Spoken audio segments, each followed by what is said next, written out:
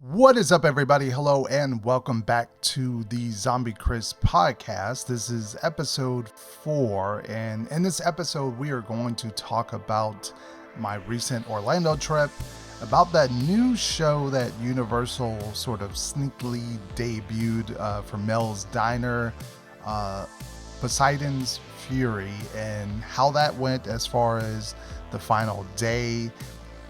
Our love for attractions and seeing them go, and as well as you guys sent in questions. Not too much has happened on the Horror Night side. Maybe a few things might be sprinkled in here a little bit later, but without further ado, let's get to the podcast.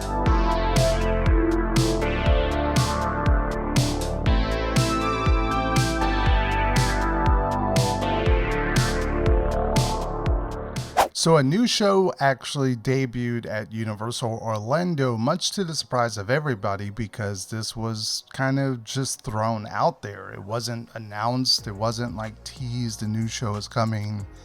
Just voila, here's the show. And so on our busy day of closing out Poseidon's Fury, we made our way back to studios, and that's an upcoming video for you guys. Stay tuned to the channel. But we watched a little bit of the show. We caught I think I might have missed a few minutes of the first song, but then from there we caught most of the show.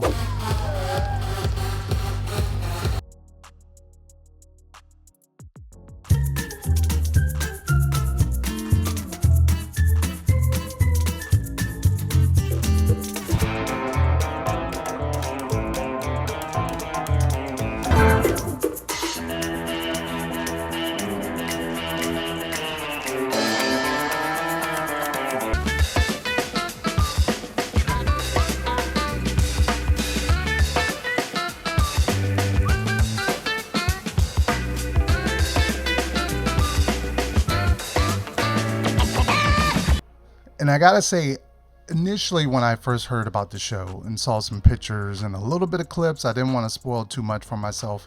I was initially excited for this show to be there because it's kind of an empty space.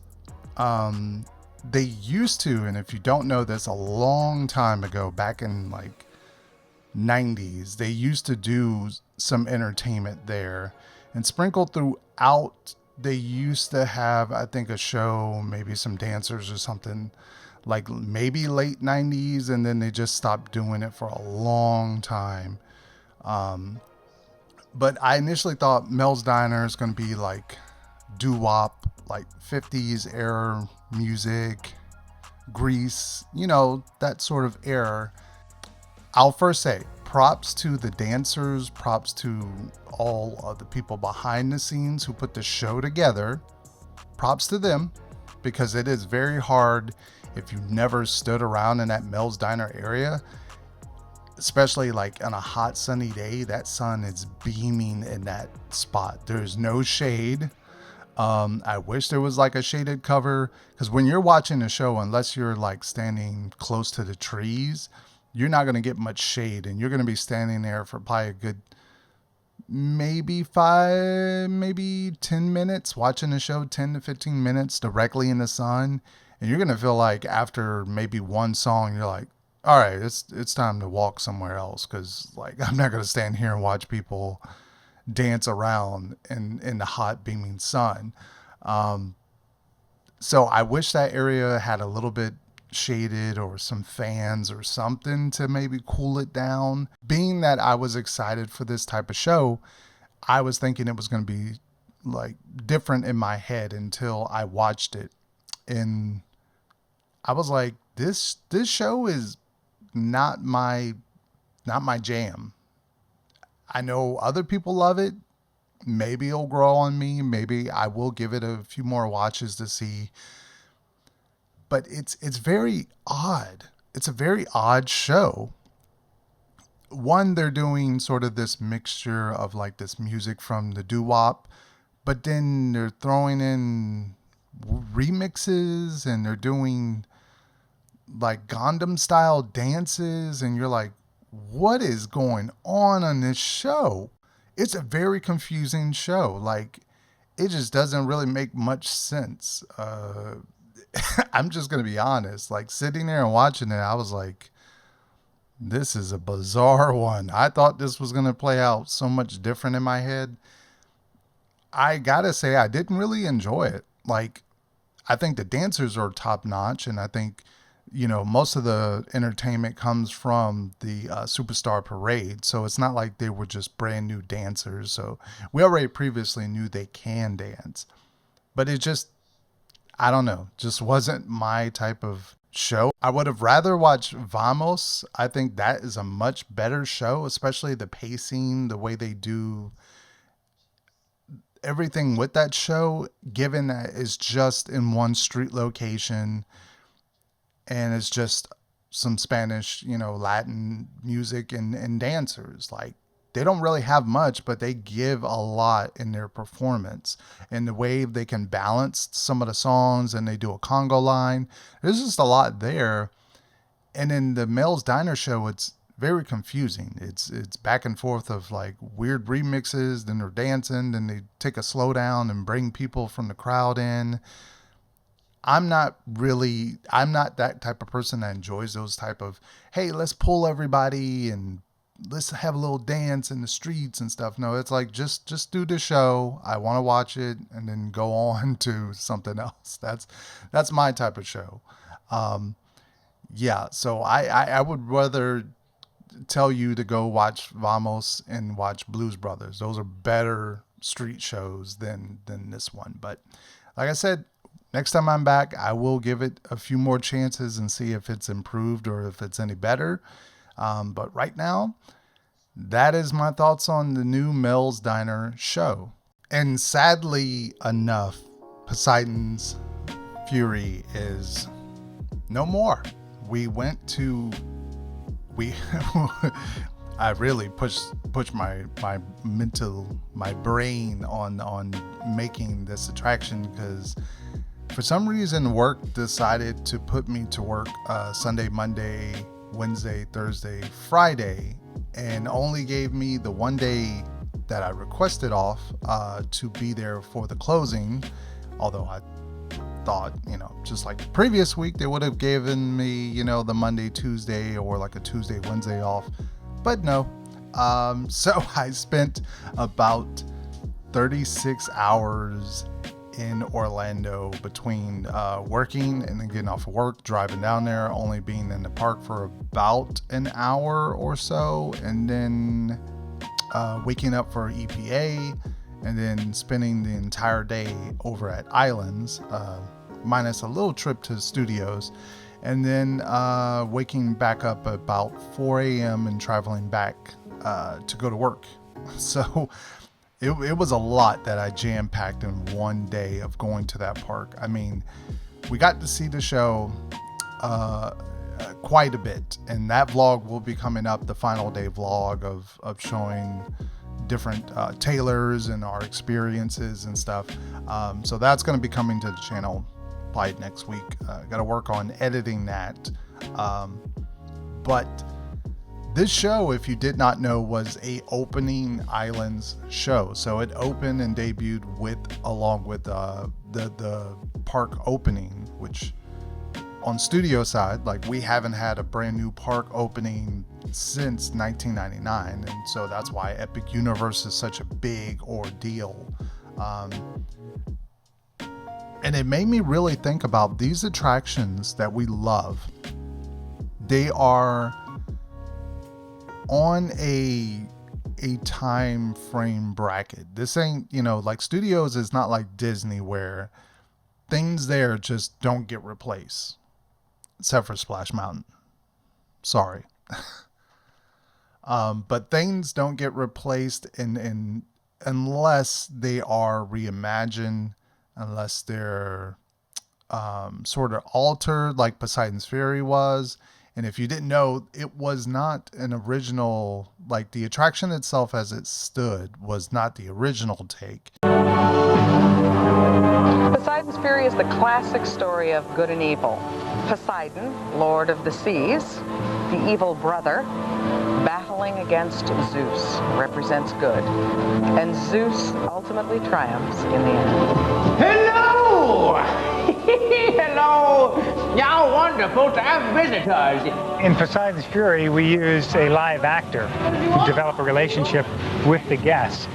For I am a keeper of tales. I believe the secrets of these stones would unlock a gateway to the very kingdom of Atlantis. The wheels of the cartouche move, creating little patterns as they go.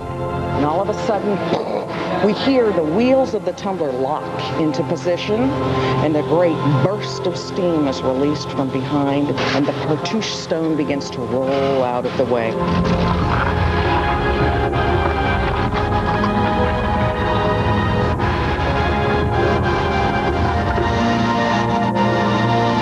In the end, Zeus wins. Fissures open in the walls and floor of the temple, and smoke and steam and fire rush toward the audience. The room that we're standing in fills with blinding fog. Time grows short. I must get you out of here. Poseidon was actually the bad guy, and yet they reworked the storyline, they changed it, and made Poseidon, a good character, and created Darkanon, who's the bad character. So a lot of people always state that they love the older show or the way it was. I personally don't remember how it was back then. Don't remember. I only know the show as it was today. So, and like I was saying, that it's on a time frame of like the attractions we love, and that's why you do got to cherish them and really love the attractions. Go to them, explore them, love all the little details they put in them, because at some point it's gonna go. It's landlocked. They don't have a huge amount of land to just keep expanding, especially for islands and studios. They are really, really landlocked. So not much they can do there besides tear down something. I was surprised that they managed to squeeze Kong in there, into basically an area of nothing. They were managed to squeeze that, and they managed to squeeze Velocicoaster out of nowhere. So sometimes they can work magic, sometimes they can't. And something's got to go. I grew up doing summer vacations to theme parks, so that's where my love for theme parks came from. It was always a summer vacation trip with the family, and it was just this world of wonder that I've always kind of just stayed in love with. That's what Poseidon Fury was. To me, it was like a trip in time back to old Universal Studios. And now we have to see what comes next. And I only hope, and I know Universal's got this, they wouldn't just close this attraction and put something that is me. You know what I mean? They don't have a track record of doing that, minus Fast and Furious. Minus that, because that was probably the biggest, yeah. But besides that, they're notoriously known for like replacing something with something better, on par. Yeah. Except for, well, it depends on how you read. Would you say Simpsons was a good replacement for Back to the Future? I would say I prefer Back to the Future as a ride, but I think overall what they did with the land, having, the fast food boulevard, and you got the donuts, and all the what they were able to accomplish with that land, I think was spot on of a replacement. But the ride itself, no.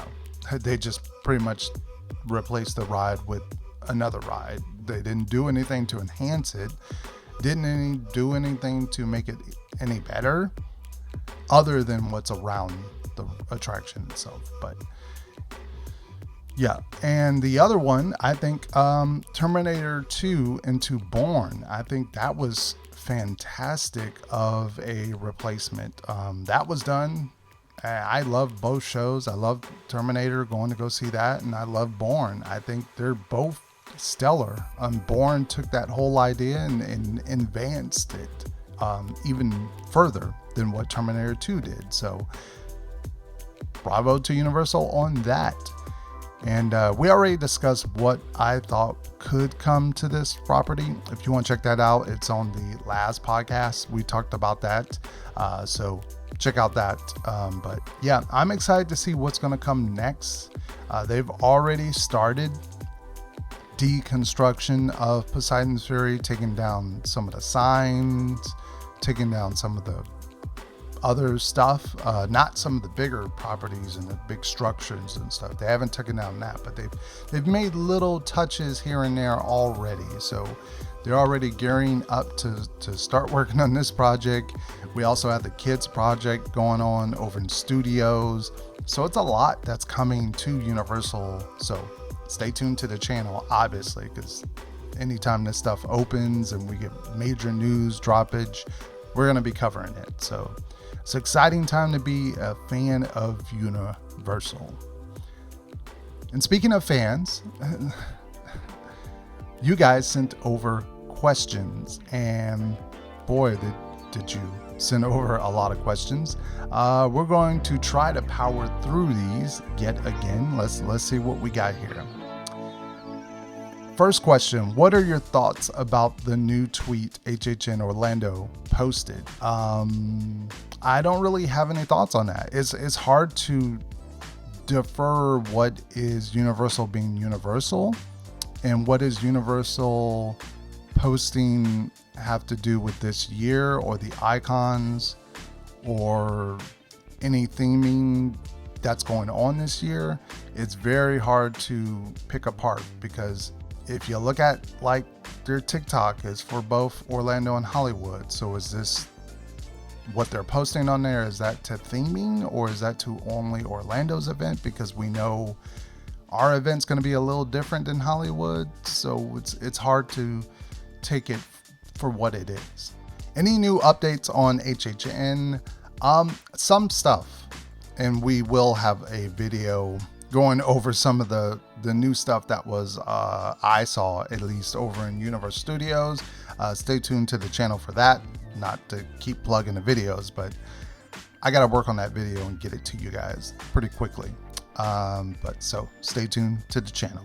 Which event has better scares, Hollywood or Orlando? Thank you for a new question that I really haven't gotten ever. I've always thought Hollywood has the better scare actors and the better scares. Orlando just has more of a scenic route. We have a bigger cast. We have more money, it seems, or at least more room to design stuff. But I think Hollywood, hands down, I think their scares are better. Their actors are aggressive. Their auditions are a little bit different from Orlando's. Orlando's, they just kind of just hire. Unless they're looking for a certain part or uniqueness or dancing abilities or something like that, they pretty much just hire a gauntlet of people to kind of like fill the houses and the zones. Hollywood, it looks like there's auditioning and they really want to see how do you scare, like, you know, your technique and stuff. So I'm gonna give it to Hollywood for the scares. We'll see after this year how Hollywood and Orlando compare scare wise. So yeah, I'm interested to see how it's gonna fan out this year. You've been to HHN both Orlando and Hollywood. Which one would you say was better that year, and why, and how were they different? Ooh, that is a loaded question. There's so many routes I can take. They're just different. It's like drinking Coke and Pepsi, you know what I mean? Like, there's a different taste there. They're both colas, they're both sodas, but one is a little sweeter in my opinion and one's a little stronger, and but they're both colas. They're both haunt events. They're both run under the same company. They have similar traits, similar houses, but there's just a little uniqueness here and there that's different. Orlando can do bigger sets and bigger, grander scenes. Hollywood can't, so they have to make way with doing a lot of like aggressive scares and scare tactics and certain things like I saw in Blumhouse last year that was different from both coasts. You know, one had a better freaky, one had a better black phone. So I can't really say one is better. Like if you were choosing to go to one event, if you're like in the middle of USA and you're like, do I go to Hollywood? Do I go to Orlando? I'm going to probably say for you to go to Orlando just because you're going to get more houses, more scare zones. It's a bigger event. It's like a grander event of Halloween Horror Nights. Not to say Hollywood is bad because they have the tram tour, which is unique. And they had some interesting stuff last year. They had Scarecrow, which was amazing, you know, and I enjoyed their Munsters house over our Munsters house.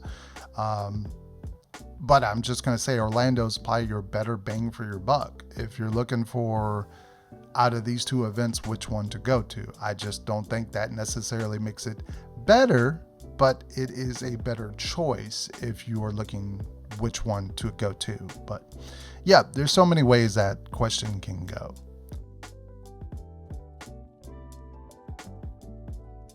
And I am sorry, Mortal Kombat will never be at this event. Yeah, I'm sorry. Yes, I know it has some demons and monster characters and it could easily be, but nah, you will never see it at this event. Sorry. You want my idea for an original Zombie Chris house? Ooh, I mean, would it have to be zombies? Maybe not. I don't know. I might have to come back to this at some point because this is one I really have to think about. But thank you for the question. That's a tough one right there. I would really have to sit down and start brainstorming something like that. Using menus from last year's past, what's your HHN Fantasy 3-course meal? So appetizer-wise, I would have to say it was these little... I don't know the name of them, and I don't even know if they sold them. I tried them during the fan creator media event, but they were like these little Mexican pretzel things, but they taste like almost like Cheetos in a way. They were really good, but that would probably have been the appetizer. The main thing I think would have been Mel's Diners. Why did I say Mel's Diners? I meant to say Meat's Zombie Brains, which was the vegetarian, the cauliflower one. It was spicy. It was good. It was fulfilling. I think that would have been the main course. For dessert, I'm trying to think. Did I have anything for dessert last year? I had the cookie, the Mummy's Tomb cookie, which was awful. I mean, that really reminds me that I got to eat more this year because last year I didn't really find myself eating as much of the food. I didn't really try a whole lot of stuff. This year, definitely this year. Remind me in the comments to try more food this year. But I didn't really try, I think, too much of the desserts. This is editor Chris speaking to you, but I remembered thinking about this, that I had the acid pie, I think it was called, over in Hollywood, which was like a cooled base apple pie with like Cool Whip, this sort of cotton candy on top. I think it was a little bit of ice cream in there. I enjoyed it for what it was, so that would probably be my dessert for the HHN 3-course meal. But back to the video where I remembered a drink I had. Yes, it was called the Save Your Tears cocktail. I think that's what it was called, Save Your Tears drink. That one was pretty good from what I tasted. But yeah. And lastly, what is your favorite horror film of all time and why? Ooh, why are you making me do it? That's between Halloween and Scream. It's hard for me to pick between the two. Scream has that nostalgia, has that comedic effect that I love. Scream, is just all that and more. Halloween is classic, you know what I mean? Like it's if you're going to sit down and watch a Halloween movie, it should be Halloween. So those are my two favorites. Halloween, and I'm not even like the hugest Michael Myers fan. I'm not like a die-hard Michael Myers fan. It's just the idea that it's classic. The music, the setting, Halloween, trick or treat. Like you can't get closer to a Halloween movie than that. Other than Trick or Treat would my probably be the second closest to Halloween movie. But yeah, and Scream, like I said, is just nostalgia. Like I remember hearing the buzz about that horror movie and being like, what is this movie? I gotta check this out. Like you don't hear that nowadays because everything's just plastered everywhere and spoiled and stuff. But yeah, if you had to choose between Sir Henry's or Horror Nights, which one would you choose and why? I personally think the scare factor is more prevalent at Sir Henry's, but HHN has big movie production sets that make the walkthroughs thrilling.